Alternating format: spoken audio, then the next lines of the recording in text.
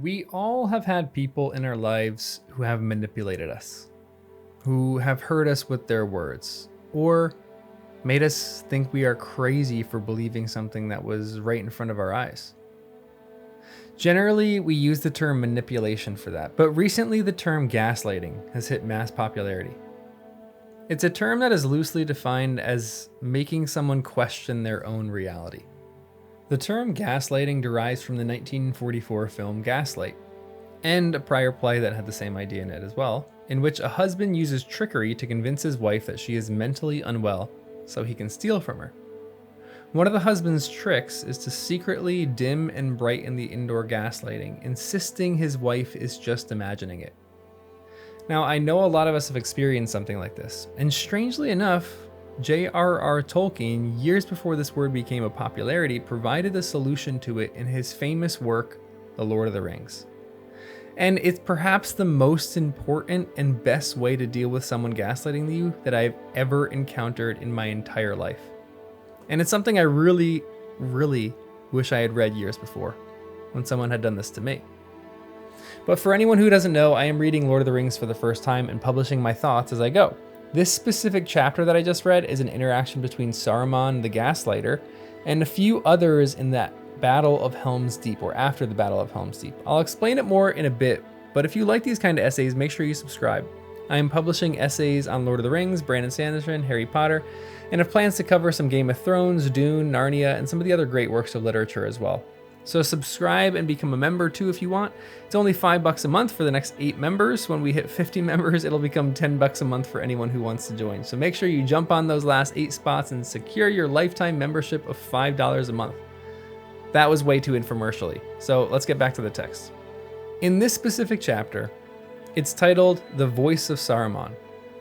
And in it, Saruman is essentially using his voice and a very underlying assumption of magic. It's very underwritten in the text, as Tolkien is writing just a soft system of magic. But the implication here is that he is using his words, and his words have some kind of magical power behind them.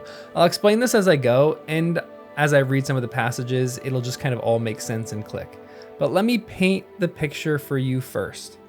In the beginning of this chapter, Gandalf comes back from talking with Treebeard. He meets up with a group of Merry, Pippin, Aragorn, Legolas, Gimli, Éomer, Theoden, and just some of the other men of Rohan. And he says this, which feels very important to the whole narrative, very, very important. I have now a last task to do before I go. I must pay Saruman a farewell visit. Dangerous and probably useless, but it must be done. Those of you who wish may come with me, but beware. And do not jest. This is not the time for it. So he tells them that he's going, and it's going to be dangerous. And importantly, to not jest. They just came from a time of feasting and smoking and merriment as there was a reunion. And Gandalf gives them a bit of dousing with cold water. So step number 1 when dealing with a dangerous person, be serious about it. Now, this doesn't mean you cannot laugh at the things that the person is saying, because later, and really, it's an important section, Gandalf laughs at something Saruman says and talks about. But I think for Tolkien, this is not really the time for jesting and joking. This is a serious situation that must be treated seriously because Saruman is a dangerous person. So if you are dealing with someone like this, before you meet them, take a cold shower, metaphorically speaking. Or, I mean, heck, literally, it might work to make you realize the severity of this impending discussion and the danger of it. Gandalf goes on to impress upon them the importance of this with a metaphor. Pippin says, "What's the danger? Will he shoot at us and pour fire out of the windows, or can he put a spell on us from a distance?" The last is most likely. "If you ride to his door with a light heart," said Gandalf, "but there is no knowing what he can do, or may choose to try. A wild beast cornered is not safe to approach, and Saruman has powers you do not guess. Beware of his voice." Beware the gaslighter's voice, for in their voice is their power. Step 2 is in the next few things that Gandalf says to the group as he's approaching the door. At the foot of the stairs, Gandalf and the king dismounted. "I will go up," said Gandalf. "I have been in Orthanc, and know my peril." "And I too will go up," said the king. "I am old and fear no peril any more." I wish to speak with the enemy who has done me so much wrong. Eomer shall come with me, and see that my aged feet do not falter. As you will, said Gandalf. Aragorn shall come with me. Let the others await us at the foot of the stairs. They will hear and see enough, if there is anything to hear or see. Nay, said Gimli. Legolas and I wish for a closer view. We alone here represent our kindreds. We also will come behind. Come then, said Gandalf. And with that, he climbed the steps, and Theoden went beside him. Now, step number 2 for what Tolkien was trying to show by dealing with dangerous people like this is to not go alone. Before in this book, when Gandalf attempted to seek the counsel of Saruman, before Saruman was openly evil, Gandalf fell and was imprisoned in the Orthanc Tower. Gandalf is back from the dead now, and while he kind of appears to be stronger than Saruman at the moment, it's a good lesson to learn that you should not encounter these kind of people alone. At the very least, I think a comparison can be made that you should not deal with these kind of people alone in your life. You can, and it might be more appropriate to encounter them alone, but you need people in your life whispering the actual truth in your ear. Words have power, like I will constantly say in this essay. Tolkien knew this.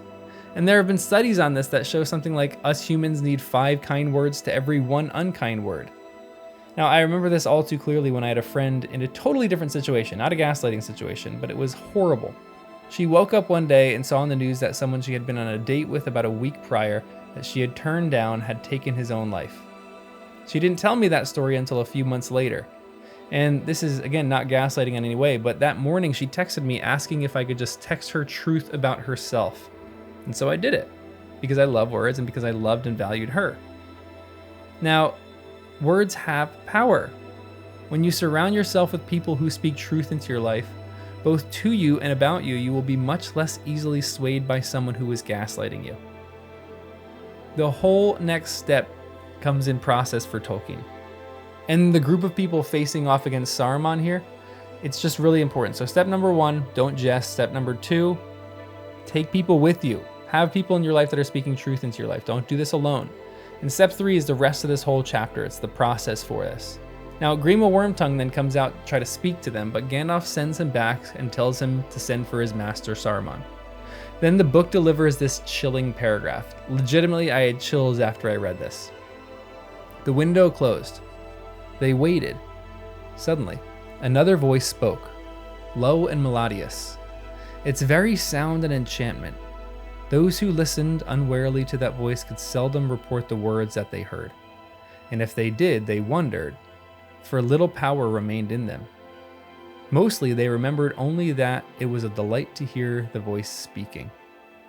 All that it said seemed wise and reasonable, and desire awoke in them by swift agreement to seem wise themselves. When others spoke, they seemed harsh and uncouth by contrast. And if they gainsaid the voice, anger was kindled in the hearts of those under the spell. For some, the spell lasted only while the voice spoke to them. And when it spoke to another, they smiled, as men do who see through a juggler's tricks while others gape at it. For many, the sound of the voice alone was enough to hold them enthralled.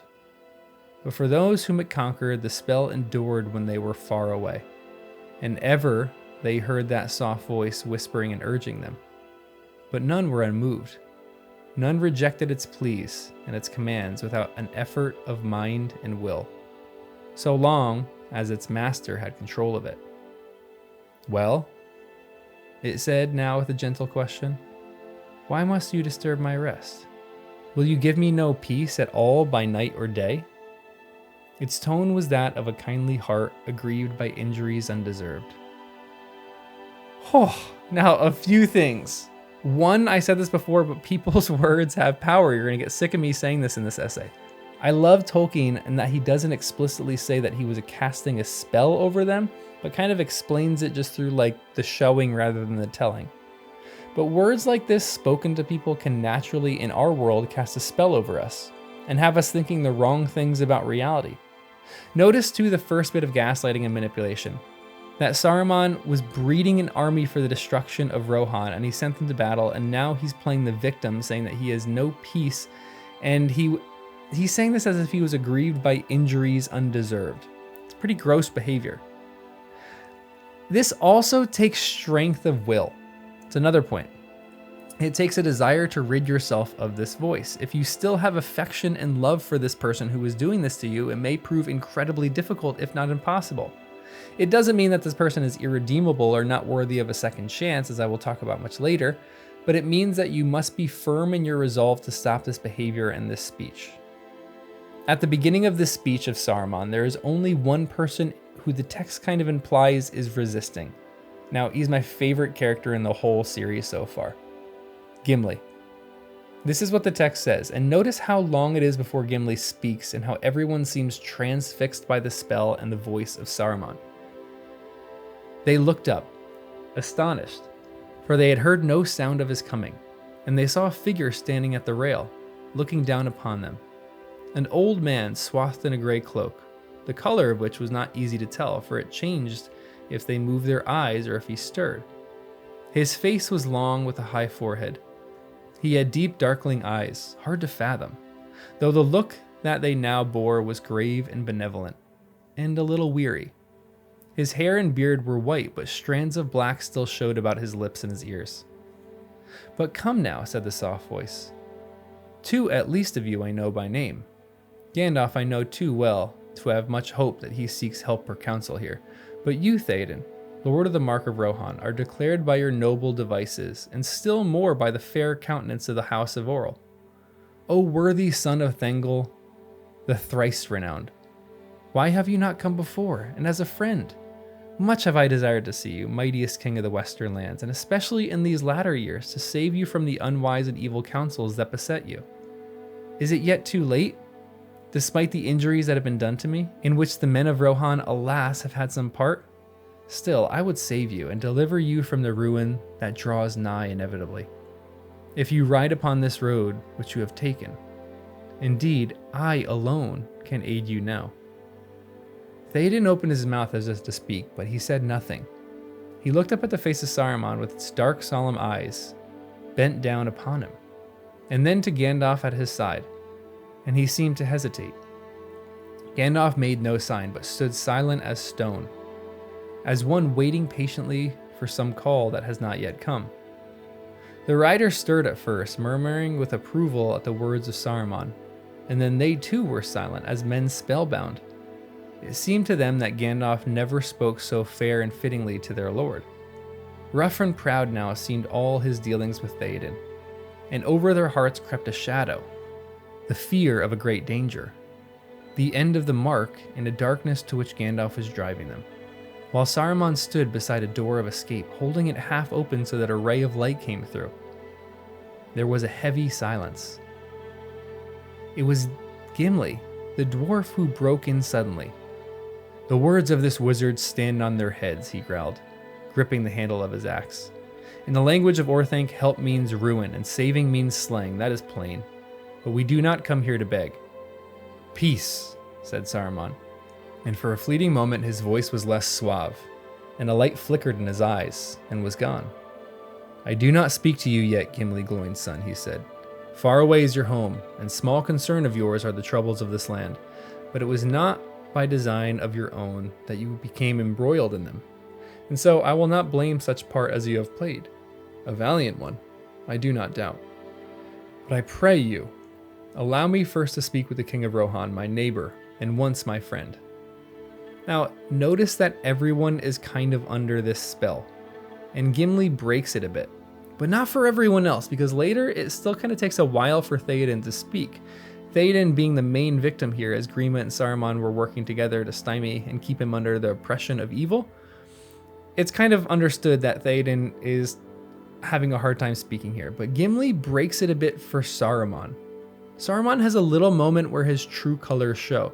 And interestingly, before it says Saruman calls himself Saruman of many colors because he wears a robe that shimmers and displays different colors in the light.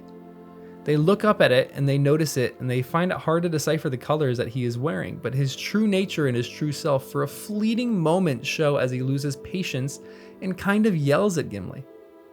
The next person to speak though is Eomer, because Theoden still seems paralyzed under this spell, because he's probably re-experiencing a trauma.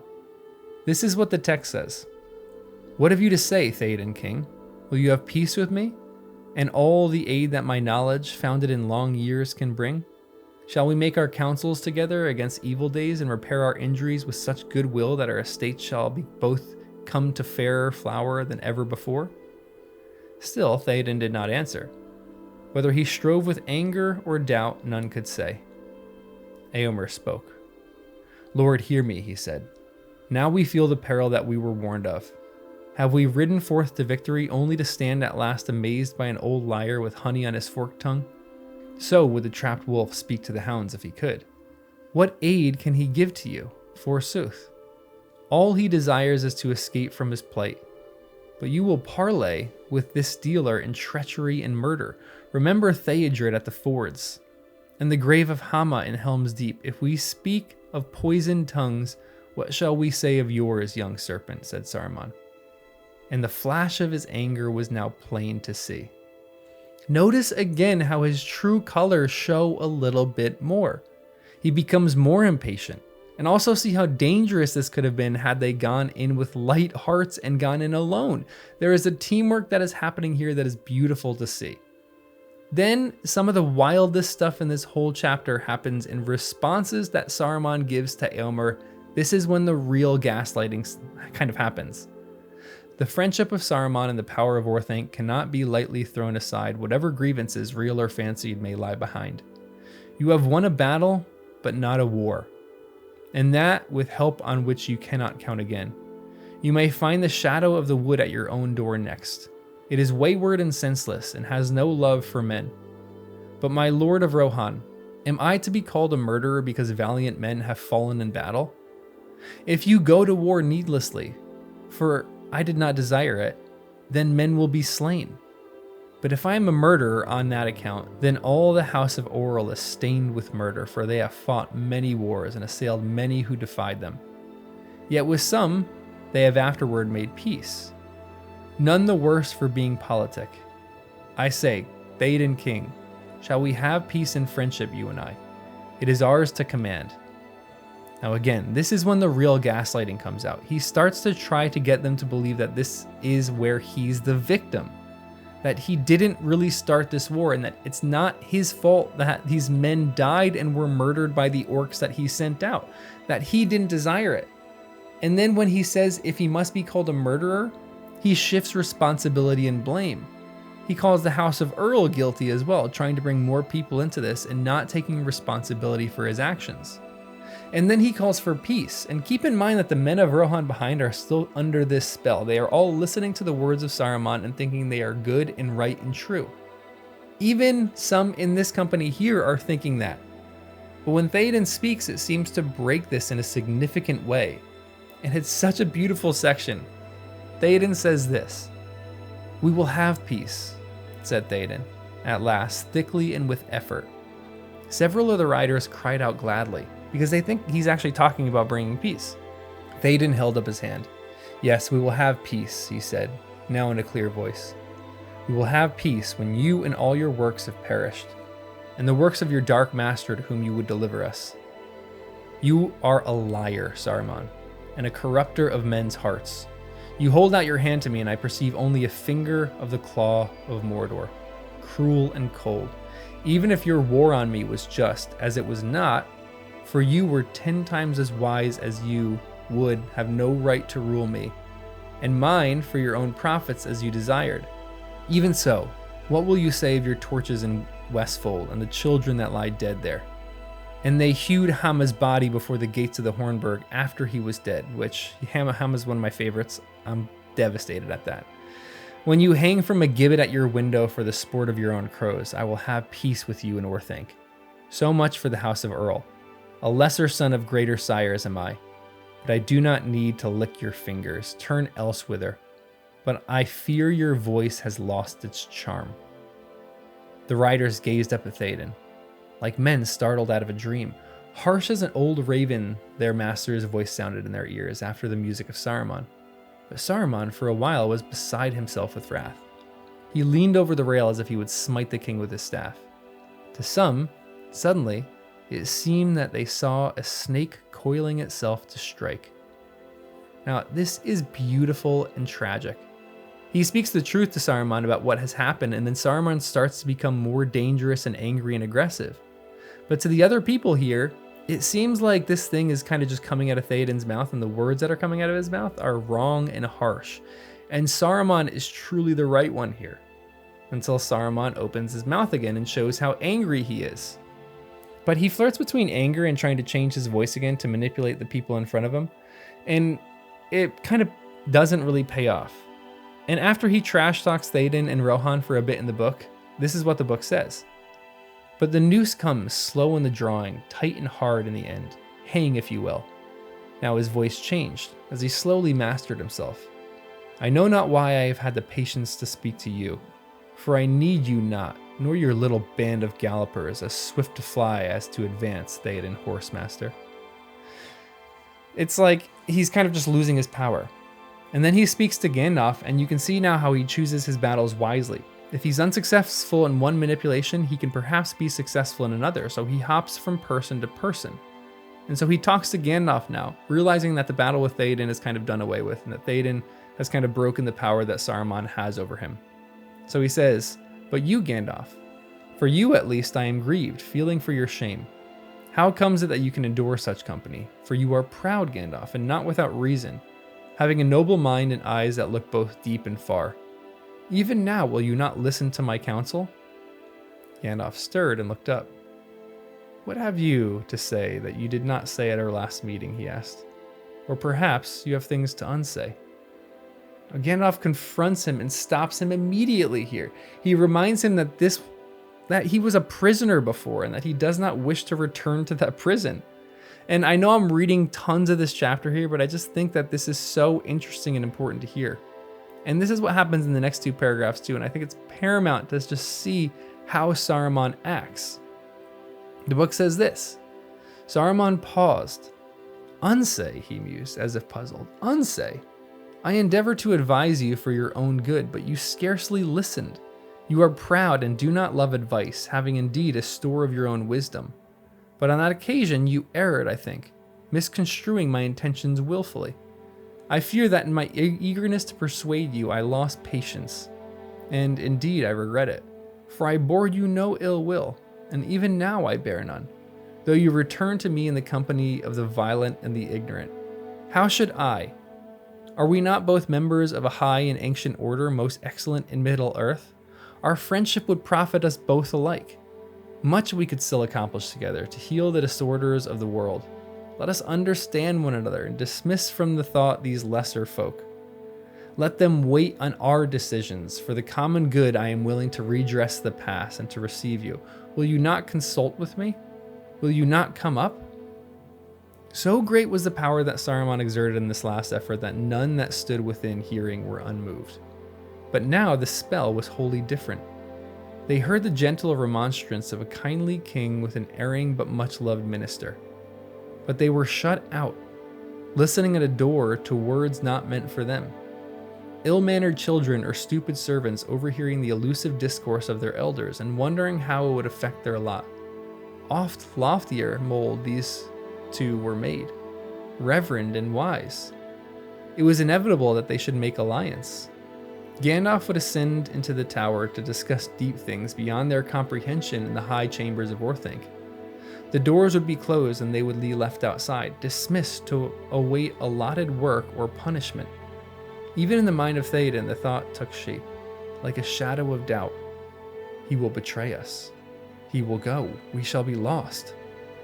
And the next part is perhaps one of the most important parts of this chapter. I said before that Gandalf laughs, and it's in this moment that he does this. He doesn't come lightheartedly, but his laughter here breaks the spell on everyone around him. And this single line says so much. One of my favorites in this chapter. It just says, "Then Gandalf laughed. The fantasy vanished like a puff of smoke." It is such good writing here. With a single laugh, the fantasy surrounding everyone, the charm, the magic, it just disappears and seems to not hold anyone any longer. Do not go in with a light heart when you're confronting someone like this, but also don't underestimate the power of laughing in the face of a lie. Gandalf does this with perfect timing, and to see that happening has more power than we know. It's a lesson that we kind of learned from Harry Potter in the Bogart class, as well as, like, this may sound like a joke, but Monsters Inc. with the power of laughter. In the latter, the power of laughter is just a larger power than fear, but in Lord of the Rings, the power of laughter comes in to break the power of fear. Laughing in the face of danger and lies is a brilliant strategy that, in this instance, left Saruman confused and lost. His spell was broken because of this. It's just so brilliant. Then something in the book happens that is just wild.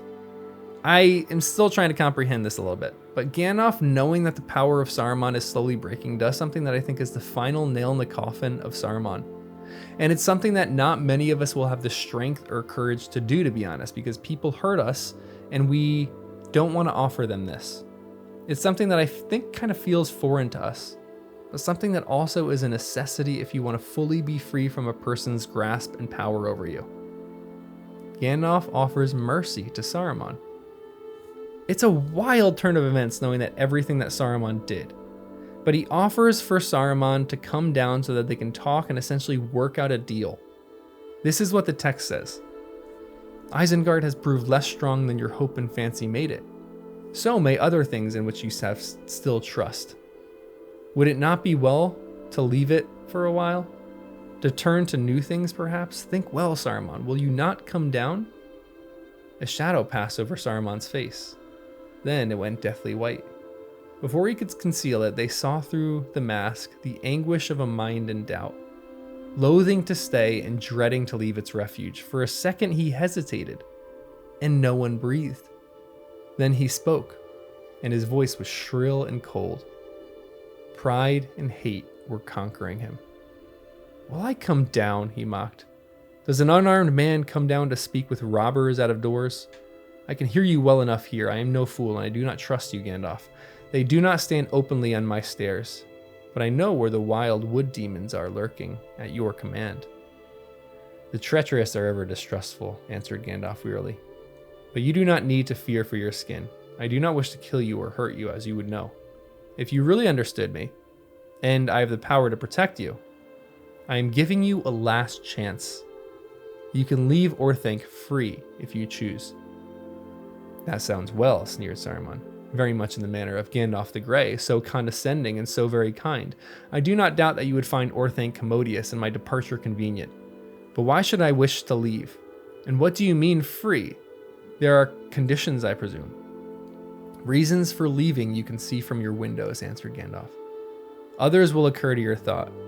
Your servants are destroyed and scattered. Your neighbors you have made your enemies. And you have cheated your new master, or tried to do so, when his eye turns hither. It will be the red eye of wrath. But when I say free, I mean free. Free from bond, of chain or command, to go where you will, even to Mordor, Saruman, if you desire.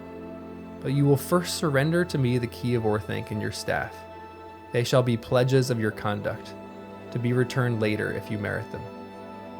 All of this just blew me away. It was eerily similar to Harry Potter offering Voldemort mercy at the beginning, offering him a chance to repent of what he's done. Now, first of all, Gandalf offering him the ability to go free is wild to me. But I think he's trying to prove to everyone that while he still may be dangerous, that he's still worth it to seek for redemption for this person. That this person erred, but the ultimate way to break this person's power is to offer them forgiveness and mercy. Nelson Mandela, in a quote that's often attributed to him, but probably wasn't originally said by him, said, "Not forgiving someone is like drinking rat poison and waiting for the rat to die." Lewis Smead said something similar in that to forgive is to set a prisoner free and discover that that prisoner was you. It seems wild to let that person go free. It seems insane here that Gandalf is essentially giving Saruman the chance to walk free and do whatever he wants. But I think this is a power that many of us don't really understand or know. Sometimes we want to guard people from the evil that this person has caused. We want to lock them in a tower both literally and metaphorically, as Gandalf is doing to Saruman here. But the real breaking of that person's power in your life is actually the letting go of keeping them a prisoner in your mind and heart. Letting that person be and just do what they want is a huge sign that that person no longer has power over you. They no longer consume a corner of your mind. They no longer can hurt you. I feel like this is the hardest step to take, but I think it's also the most necessary one and the one we are most likely to discard. I think Tolkien understood this here, and it's good that we understand it as well. The simple offer to that person that they are free is a power over that person, and even more, it's a declaration to that person that they have no power. But Saruman refuses, like an idiot, and he tries to walk away. And I think this part is just cool writing that I want to dote on for a little bit because I just think it's like fun. This is what the text says. Do not be a fool. If you wish to treat with me while you've had a chance, go away and come back when you are sober. And leave behind these cutthroats and small ragtags that dangle at your tail. Good day. He turned and left the balcony. Come back, Saruman, said Gandalf in a commanding voice. To the amazement of the others, Saruman turned again. And as if dragged against his will, he came slowly back to the iron rail, leaning on it, breathing hard. His face was lined and shrunken. His hand clutched his heavy black staff like a claw. I did not give you leave to go, said Gandalf sternly. I have not finished. That is just a cool bit of writing right there. Now, we don't have magical power to do this, but our words do have power, like I've said. I think Gandalf is exhibiting that here. And after this, Gandalf casts him from the council, breaks his staff, and essentially declares that his power is broken. It is truly incredible stuff. And I know this is a long essay, but I think this chapter just felt so important and so crafty that Saruman was so dangerous. He was too dangerous. And I think we all know people in our lives who are dangerous like this. And I hope that this chapter showed you how to deal with them like it showed me how to deal with them. I've said this before, but words have power, both to harm and to heal us. And our words have power also to perhaps not right the wrongs that were done to us, but at the very least to confront them and point out that they were wrong. And there is a magic in that Tolkien understood. And it's a magic I am slowly understanding. And it's a magic I hope you know and understand as well. But for now, I'll see you in the next one.